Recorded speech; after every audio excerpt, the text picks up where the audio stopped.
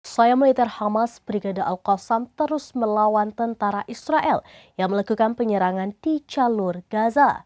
Informasi terbaru menurut laporan Brigade Al-Qassam, pasukannya telah menjebak tentara khusus Israel untuk masuk ke terowongan Hamas.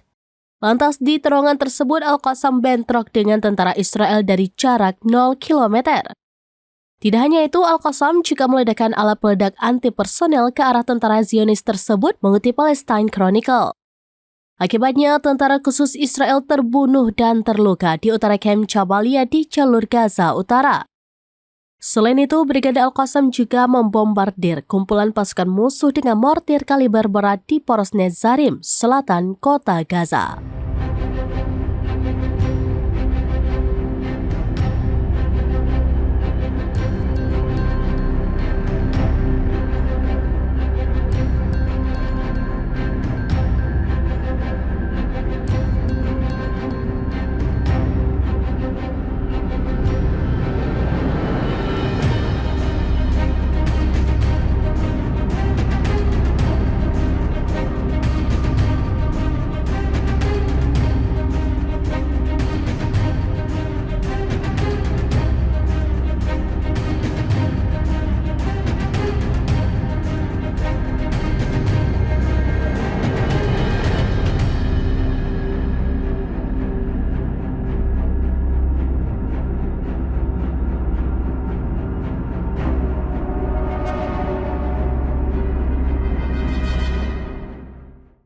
Demikian informasi terkini Syederalun, saksikan terus beragam informasi lainnya.